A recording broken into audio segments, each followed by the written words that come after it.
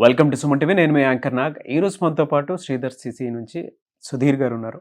So చాలామంది పిల్లలకి suicidal tendencies అనేవి వస్తూ ఉంటాయి. పర్టిక్యులర్‌గా ఏజ్ ఫ్యాక్టర్ 20-25 సంవత్సరాల మధ్యలో ఉండేటువంటి పిల్లలకి. పేరెంట్స్ ఏమనుకుంటారంటే బయట హాస్టల్స్‌లోనూ లేదంటే ఇన్‌స్టిట్యూట్‌కి పంపించేటప్పుడు పెద్దగా అబ్జర్వ్ చేయకపోవచ్చు. బట్ ఒక పిల్లాడు ఇంట్లో వాళ్ళకి తెలియకుండా సూసైడ్ అటెంప్ట్ చేసుకొని చనిపోయారు అనంటే దానికి కారణాలు మేజర్‌గా ఏముంటాయి?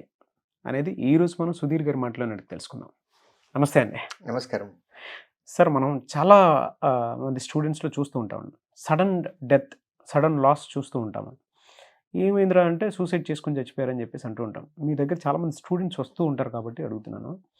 చాలా రీజన్స్‌ని ఫ్యాక్టర్స్ కిందకి చూసుంటారు కాబట్టి ఏ ఏ కారణాల చేత ఇంట్లో పేరెంట్స్‌కి కూడా తెలియకుండా చనిపోతూ ఉన్నారు? సో, ఈ ఏజ్ ఫ్యాక్టర్‌లో మనం మాట్లాడినట్లయితే, ఇప్పుడున్నటువంటి యూత్ అందరూ కూడా జాబ్స్‌కి ప్రిపేర్ అవ్వాలి అని, మంచి జాబ్ తెచ్చుకోవాలి అని, ఈ ప్రిపరేషన్‌లో ఉండి, వాళ్ళకి తెలియనటువంటిగా పేరెంట్స్‌కి చెప్పుకోలేకుండా, ఫ్రెండ్స్‌కి చెప్పుకోలేకుండా చాలా ప్రాబ్లమ్స్ వాళ్ళు ఫేస్ అవుతూ ఉంటారు. వీటిల్లో మనం అబ్జర్వ్ చేసింది ఫస్ట్ థింగ్ ఆ ఏజ్‌లో వాళ్ళకి ఫినాన్షియల్ ప్రాబ్లమ్స్. ఇంటి దగ్గర నుంచి పేరెంట్‌ని డబ్బులు అడగలేరు. అమ్మా, నాన్న కష్టపడుతున్నారు.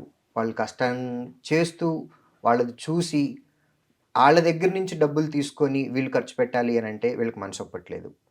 సో, దాంతో పాటు వీళ్ళకి ఖర్చులుంటున్నయి. వీటిలో నుంచి బయటికి రావాలి. సో, ఈ ఫైనాన్షియల్ స్ట్రెస్ ఒకటి మేజర్‌గా ఉంది. ఎందుకంటే హైదరాబాద్ లాంటి నగరాల్లో వీళ్ళుండి కోచింగులకి కానీ, హాస్టల్స్‌కి కానీ, ఎగ్జామినేషన్ ఫీజులు కట్టుకోవటానికి కానీ, ఎగ్జామ్ సెంటర్స్‌కి వెళ్ళి రావటానికి సెంటర్స్ ఒక్కొక్క దగ్గర పెట్టుకుంటా ఉంటారు. వెళ్ళి ట్రావెలింగ్ చార్జెస్ ఇట్లాంటివన్నిటిలోనూ ఫైనాన్షియల్‌గా వాళ్ళకి ట్రబుల్స్ ఉన్నాయి. దానిలో నుంచి బయటికి రాలేకపోతున్నారు.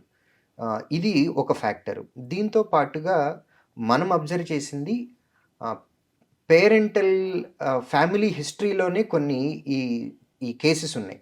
అంటే తాతగారి హయాంలోనో లేకపోతే బాబాయిల దగ్గరో ఫ్యామిలీలో మనం జెనెటికల్ ప్రాబ్లమ్స్ ఎలా అయితే అని అంటామో, అట్లా ఫ్యామిలీ హిస్టరీలోనే కొన్ని గతంలో సూసైడ్ చేసేసుకున్నటువంటి కేసెస్ ఉంటాయి. వాటిని ఇన్స్పిరేషన్‌గా తీసుకుంటున్నారని నేను అనను, కానీ వాళ్ళ జీన్స్‌లో అట్లాంటివి ఉంటాయి. ఆ మైండ్ ఆలోచనలో కూడా స్టూడెంట్ ఎప్పుడైనా ఇబ్బంది పడినప్పుడు ఇమ్మీడియేట్‌గా మైండ్ సూసైడ్ అనే పాయింట్‌ని ట్రిగ్గర్ చేస్తది. సో, ఒకటి ఫ్యామిలీలో ఉండేటటువంటి హిస్టరీ కూడా ఒక ఛాన్స్ అయితే ఉంది. రెండోది స్ట్రెస్ ఒకటుంటుంది. విపరీతమైన మెంటల్ స్ట్రెస్. ఈ మెంటల్ స్ట్రెస్‌లో ఎట్లా ఉంటుంది అనంటే, ఇంటి దగ్గర నుంచి ఫోన్ చేస్తారు. జాబ్ రిజల్ట్ వచ్చిందా? అవును సార్. అంటే మీరు చెప్పింది కూడా కరెక్టే. కొంతమందికేంటంటే ఫ్యామిలీ హిస్టరీ అనేది ఉంటుంది. వాళ్ళు ఏ రకమైనటువంటి మానసిక స్థితితోటి బాధపడుతూ ఉంటారో ఆటోమేటిక్‌గా వీళ్ళ జీన్‌లో కూడా అది కంటిన్యూ అవుతూనే ఉంటుంది. బెస్ట్ ఎగ్జాంపుల్ మధ్యలో నేను కూడా చూసింది ఎలా అంటే దాని మీద చాలా ఆర్టికల్స్ కూడా రావటం జరిగింది. 'బిచ్చగాడు' మూవీ హీరో. ఎగ్జాక్ట్‌లీ. వాళ్ళ డాటర్ చనిపోయిన తర్వాత ఫ్యామిలీ హిస్టరీకి వెళితే హీరో వాళ్ళ ఫాదరు సూసైడ్ చేసుకొని చనిపోయారు, హ్యాంగ్ చేసుకొని. దాని తర్వాత మనవరాలు కూడా అలానే చనిపోయారు. అంటే ఆ ఫ్యామిలీ మొత్తానికి పలానాది ఉండే అవకాశం ఉంది అని సైకాలజిస్టులు, సైకోథెరపిస్టులు దాని మీద కొన్ని ఆర్టికల్స్ రావడం జరిగిందనమాట. పిల్లల్లో తెలియకుండానే ఎలా అనంటే మీరు ఇంట్లో ప్యానిక్ పొద్దాక అవుతూ ఉంటే పిల్లలకు కూడా అదే ప్యానిక్ తోటి బ్రతికే అవకాశం ఉంటుంది. మీరు ఏ విధంగా అయితే భయపడుతూ ఉంటారో పిల్లలు కూడా అలానే భయపడుతూ ఉంటారు. మీరు ఏ విధంగా అయితే బిహేవ్ చేస్తూ ఉంటారో కొంతమంది ఇన్సానిటీలోకి వెళ్ళిపోతూ ఉంటారు, చాలా ఉన్మాదంలోకి వెళ్ళిపోతూ ఉంటారు. అంటే దాన్ని ఎక్కడ అన్‌కంట్రోల్డ్‌గా. సో పిల్లల్లో అది కూడా ఉండే అవకాశం ఉంటుంది. ఎక్కువ ఆవేశం ఉండి దేన్ని తీసుకోలేని పరిస్థితిలో ఉన్నప్పుడు వెంటనే సూసైడల్ టెండెన్సీలోకి వెళ్ళిపోయే అవకాశం మాత్రం డెఫినెట్‌గా ఉంటుంది. మీరు చెప్పింది మాత్రం నిజం సార్ అది. ఫ్యామిలీ హిస్టరీలో కూడా ఉంటుంది. యెస్. సో, ఫ్యామిలీ హిస్టరీలో ఇది మీరు చెప్పినట్లుగా జెనెటికల్‌గా, సైంటిఫికల్లీ ఇది ప్రూవ్డ్. దీంతో పాటు మనం పెరిగిన వాతావరణంలో జరుగుతున్నటువంటి ఇన్సిడెంట్స్ ఏవైతే ఉంటాయో అవి కూడా ప్రాబ్లమ్ వచ్చినప్పుడు సూసైడ్ చేసుకోవాలి అనే దానికి ప్రేరేపిస్తాయి. దీంతో పాటు సైంటిఫికల్‌గా ప్రూవ్ అయినటువంటి ఇంకొకటి ఏంటి అనంటే, మనం ఫర్ ఎగ్జాంపుల్ మనం ఇంట్లో ఉంటున్నాము. ఇంట్లో ఉన్నప్పుడు మన చుట్టూ ఉన్నటువంటి రంగు మేజర్ వైట్ కలర్‌లో గనక మనం ఉన్నట్లయితే గనక, ఆ వైట్ కలర్ కూడా సూసైడల్ టెండెన్సీస్‌ని ఇంక్రీజ్ చేస్తదని సైంటిఫికల్‌గా కూడా ప్రూవ్ అయింది. సో, సైన్స్ పరంగా కూడా మనకి సూసైడల్ టెండెన్సీస్ వస్తాయనేది ఫ్యాక్ట్ ఇక్కడ. దీంతో పాటు మెంటల్ హెల్త్ ప్రెషర్స్ అని అన్నప్పుడు పేరెంట్ ఫోన్ చేసి అడుగుతూ ఉంటారు. ఎగ్జామ్ రాశారు కదా! రిజల్ట్ వచ్చింది. ఏమైంది? పక్కన వాళ్ళకొచ్చింది. నీకు రాలేదు. ఇట్లా కంపారిజన్స్. దీంతో పాటు ఆహ్, వీళ్ళ ఫ్రెండ్ గ్రూప్‌గా చదువుకుంటూ ఉంటారు. ఒక హాస్టల్‌లోనో, లేకపోతే ఒక రూమ్‌లోనో, కోచింగ్ సెంటర్‌కొచ్చినప్పుడు గ్రూప్ ఫార్మ్ అవుతది. గ్రూప్‌గా ఉన్నప్పుడు ఒక 5గురు గ్రూప్‌గా ఉన్నారు. 5గురిలో నలుగురికొచ్చినాయి. వీడొక్కడికి రాలేదు. సో, మెంటల్లీ ఆ ప్రెషర్ తీసుకోలేకపోతున్నారు. పక్కన వాళ్ళకొచ్చినాయి. నాకు రాలేదు. కంపారిజన్. పేరెంట్స్‌తో పాటు మనం ఫంక్షన్స్‌కి ఎక్కడికన్నా వెళ్ళాము. ఇప్పుడు రోజున ఏదైనా ఫంక్షన్‌కి వెళ్ళాము అనంటే, ఎదుటి వాళ్ళని యంగ్ ఏజ్, టీనేజ్‌లో ఉండి, గ్రాడ్యుయేషన్ అయిపోయి, ఒక స్టూడెంట్, ఒక రిలేటివ్ ఎవరన్నా వాళ్ళకి కనపడినట్లయితే, ఇమ్మీడియేట్‌గా ఎలా ఉన్నావు అనే క్వెషన్ కంటే ముందు, ఏం చేస్తున్నావు అనే క్వెషన్ వస్తుంది. సో, ఈ క్వెషన్స్‌ని ఎక్కువ రిపీటెడ్‌గా వినటము, దానికి వీళ్ళ నోట్లో నుంచి నో అనే సమాధానం చెప్పటం. ఎందుకంటే ఇప్పుడున్న జనరేషన్‌కి ఫెయిల్యూర్స్‌ని తీసుకోవటం అనేది చాలా కష్టంగా ఉంది. In fact life is majorly full of failures. సక్సెస్‌లు చాలా అరుదుగా చూస్తూ ఉంటాం. మా గురువుగారు చెప్పారు, మన డే స్టార్ట్ అవ్వటం కూడా ఫెయిల్యూర్‌తోనే స్టార్ట్ అవుతది అని. ఎలా అని అడిగితే, "నువ్వు ఇంకొంచెం గంట సేపు పడుకొని, ఒక గంట తర్వాత లెగుద్దాము అని అనుకుంటావు. కానీ నీకేదో పనుంటుంది. నువ్వు ఖచ్చితంగా లెగవాలి. సో, నీ విష్ ఒకటుంది. కానీ నువ్వు అది ఫుల్‌ఫిల్ చేయలేకుండా నీ పని కోసం నువ్వు లెగుస్తున్నావు.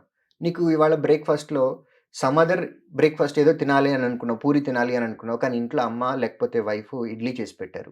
నీ విష్ ఒకటుంది. కానీ జరుగుతున్నది ఇంకోటి. సో, ఇట్లాంటివి కూడా చిన్న చిన్న ఫెయిల్యూర్సే. లైఫ్‌లో మనకి మేజర్‌గా ఫెయిల్యూర్స్ ఎక్కువవుతాయి. సక్సెస్‌లు చాలా తక్కువుంటాయి. ఆ సక్సెస్‌ల కోసమే మనం పని జేయాలి. ఈ జర్నీలో మన నోట్లో నుంచి నోలు చెప్పటానికి కొంతమంది ఇబ్బంది పడుతూ ఉంటారు. అవి రిపీటెడ్‌గా చెప్పేటప్పటికి మెంటల్లీ వాళ్ళు ప్రెషర్ తీసుకోలేకపోతున్నారు. దాంతో పాటు ఎగ్జామ్స్‌కి రాస్తారు. ఇది ఫేజ్ వైస్‌గా ఉంటుంది. ప్రిలిమినరీ ఎగ్జామ్, మెయిన్స్ ఎగ్జామ్, తర్వాత ఇంటర్వ్యూ. అన్నీ క్లియర్ చేసుకుంటూ వెళ్ళినట్లయితే ఒక 8 మంత్స్ తర్వాతనో, 9 మంత్స్ తర్వాతనో సక్సెస్‌ఫుల్‌గా మనకి ఆఫర్ లెటర్ అనేది, జాయినింగ్ లెటర్ అనేది వస్తది. ఈ మధ్యలో ఎక్కడో ఒక చోట మనకి ఫెయిల్యూర్ అనేది తగిలినట్లయితే, మన ఈ జాబ్ తెచ్చుకునే ప్రాసెస్‌లో మనం మళ్ళీ మొట్టమొదటి నుంచి ప్రయత్నం చేయాలి. ఈ క్రమంలో మనం చాలా మందికి ఆన్సర్ చేయాల్సొస్తుంది. మేజర్‌గా పేరెంట్స్‌కి చేయాల్సొస్తుంది. Brother and సిస్టర్స్‌కి చేయాల్సొస్తుంది. ఫ్రెండ్స్‌కి చేయాల్సొస్తుంది. టీచర్స్‌కి చేయాల్సొస్తుంది. వీళ్ళ లవ్డ్ వన్స్ ఎవరైతే ఉన్నారో వాళ్ళకి చేయాల్సొస్తుంది. సో, ఇదొకటి మెంటల్ ప్రెషర్ బాగా ఎక్కువైపోయింది. దీంతో పాటు సోషల్ ఐసోలేషన్ కూడా ఈ మధ్య కాలంలో వన్ ఆఫ్ ది ఫ్యాక్టర్‌గా ఉంది. ఎందుకంటే మంచి కోచింగ్ కోసమనో, లేకపోతే బెటర్ టీచింగ్ స్కిల్ ఉన్నటువంటి టీచర్ కోసమో, లేకపోతే రకరకాల రీజన్స్ వల్ల పేరెంట్స్‌ని వదిలేసి, పేరెంట్స్‌కి దూరంగా స్టూడెంట్స్ ఇంటర్మీడియేట్ హాస్టల్‌లో చదువుతారు. డిగ్రీ హాస్టల్‌లో చదువుతారు. తర్వాత ఇప్పుడు కోచింగ్ కోసమని వేరే వేరే ప్లేసెస్‌కి పేరెంట్స్‌కి దూరంగా ఉంటున్నారు. ఇక్కడికొచ్చి హాస్టల్స్‌లో కానీ, లేకపోతే రూమ్స్‌లో కానీ ఉంటున్నారు. సో, వారికి ఎవరితోనూ మాట్లాడాలి, వాళ్ళకి లోపల ఏదన్నా బాధొచ్చింది. బాధ ఎప్పుడైనా సరే ఇంకొక మనిషితోటి చెప్పుకున్నప్పుడు తీరుతుంది. ఆ బాధలు చెప్పుకోవటానికి మనుషులెవరూ లేకుండా ఉంటున్నారు. సోషల్‌గా వాళ్ళు ఐసోలేట్ అయిపోతున్నారు. మన మనిషిలో ఒక బాధ ఏదన్నా ఉంది అని అనుకున్నప్పుడు, అది పక్కన వాళ్ళతో పంచుకున్నప్పుడు, ఆ బాధని ఫస్ట్ థింగ్ మనసులో నుంచి మనం బయటకి వ్యక్తపరుస్తున్నాం కాబట్టి, ఒక బాధ అనేది కొంచెం తగ్గుతుంది. రెండోది, దానికి సొల్యూషన్ మన దగ్గర లేకపోతే, మనం ఎవరితోటైతే పంచుకున్నామో, వాళ్ళ దగ్గర నుంచి కూడా మనకు సొల్యూషన్ వచ్చే ఛాన్స్ ఉంది. సో, ప్రాబ్లమ్‌లో నుంచి మనం బయటికి రావచ్చు. అలా బయటికి రాలేక సోషల్‌గా ఇండిపెండెంట్ అయిపోయి, ఇండిపెండెంట్ వేరు మరలా ఇక్కడ. ఇండిపెండెంట్ కాకుండా ఐసోలేట్ అయిపోతున్నారు. స్వేచ్ఛ వేరు. సింగిల్‌గా ఒక రూమ్‌లో కూర్చొని మనం ఉంటే, దానిలో నుంచి మనకి కొత్త కొత్త ఆలోచనలనేవి పుడతాయి. ఒంటరితనము అంటాం దాన్ని. అలా కాకుండా ఇక్కడ ఐసోలేట్ అయిపోతున్నారు. ఐసోలేట్ అయిపోయినప్పుడు ఏంటి అనంటే మైండ్ మీద ప్రెషర్ ఎక్కువవుతుంది. ఒక ప్రాబ్లమ్‌కి ఇంకొక ప్రాబ్లము లింక్ లేకుండా, సంబంధం లేకుండా ఒకదానికొకటి ఆలోచించుకుంటూ స్ట్రెస్ ఫీల్ అయిపోతున్నారు. సో, ఐసోలేట్ అవ్వటం అనేది కూడా వన్ ఆఫ్ ది ఫ్యాక్టర్ అని అనుకోవచ్చు. రెండోది కంపారిజన్ అనేదొస్తుంది. కంపారిజన్ ఇక్కడ కూడా పేరెంట్ ఎప్పుడైనా కంపేర్ చేసేటప్పుడు మీ ఫ్రెండ్‌లోనో అంటే మీ బాబు లేదా పాప వాళ్ళ ఫ్రెండ్‌ని ఎగ్జాంపుల్‌గా చూయించి, ఎక్స్‌వైజెడ్ ఇలా చదువుతున్నారు. వాళ్ళకి ఇన్ని మార్కులొచ్చినియి. వాళ్ళకి పలానా దానిలో ఉద్యోగం వచ్చింది. 5,00,000 ప్యాకేజీ, నెలకి 50,000 జీతము, వాళ్ళకి పెళ్ళైపోయింది. ఇట్లాంటి కంపారిజన్స్ చేస్తున్నారు. నువ్విలా అయిపోయావు, నీ ఫ్రెండ్ పలానా వాళ్ళని చూసి నేర్చుకో, వాళ్ళలాగా ఉండు. వాళ్ళలాగా ఎవరు ఉండలేరు. ప్రతి మనిషికి ఒక ఇండివిడ్యువాలిటీ ఉంది.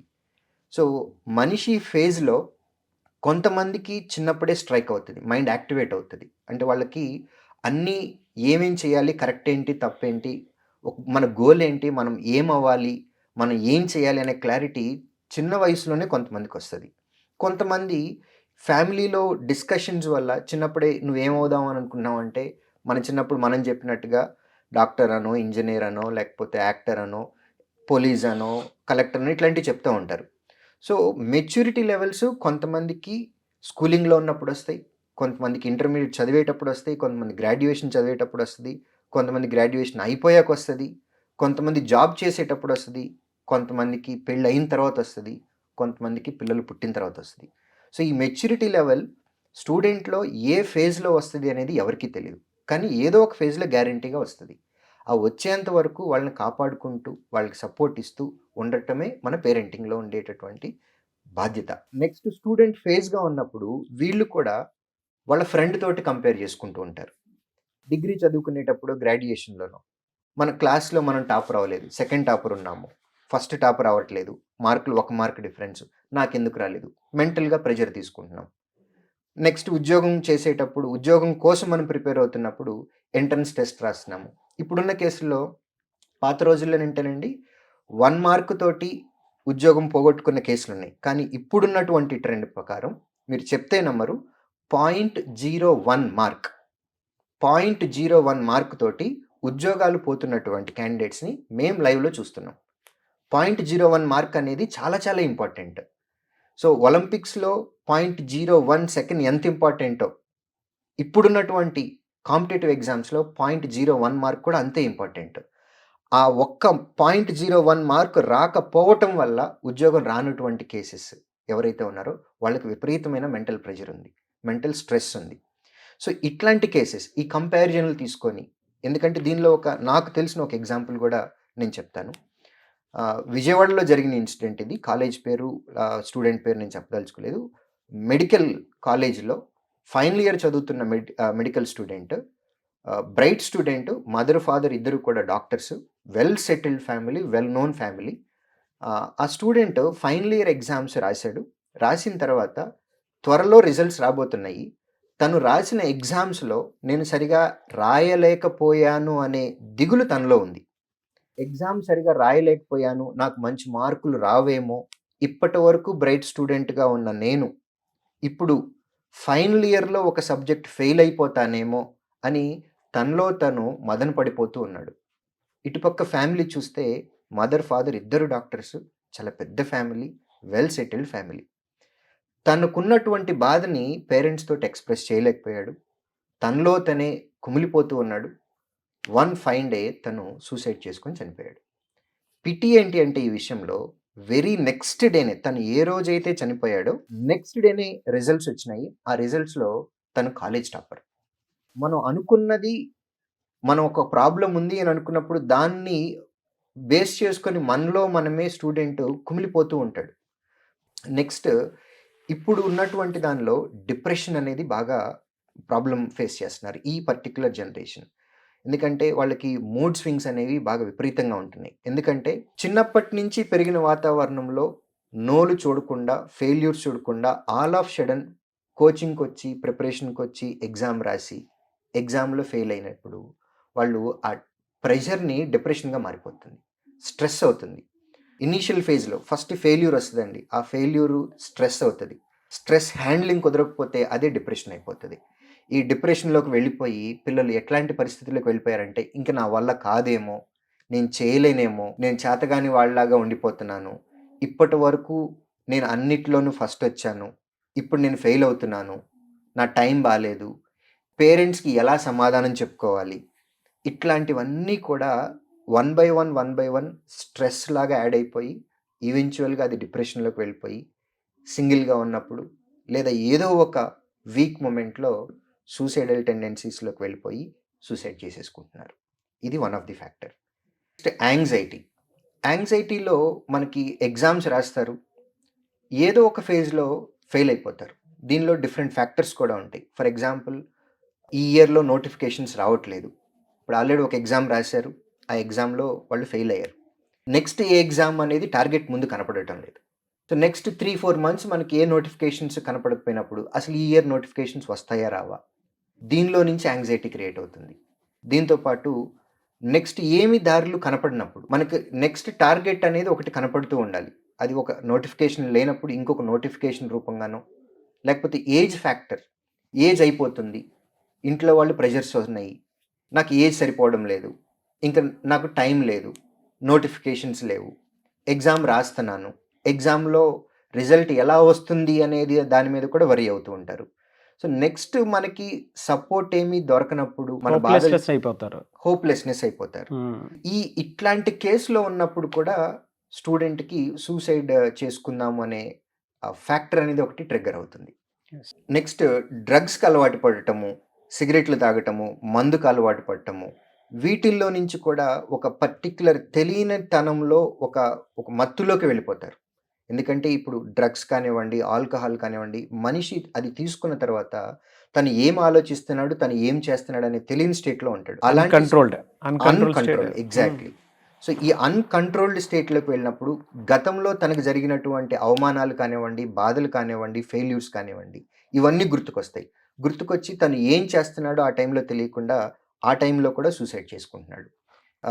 నెక్స్ట్ చైల్డ్ అబ్యూజెస్ దగ్గర నుండి గతంలో జరిగినటువంటి ఇన్సిడెంట్స్, అది పేరెంట్ దగ్గర నుంచి అవ్వచ్చు, లేకపోతే ఫ్రెండ్స్ దగ్గర నుంచి అవ్వచ్చు, లేదంటే ఆ ఏజ్లో జనరల్గా వాళ్ళకు ఉండేది లవ్ అఫైర్స్.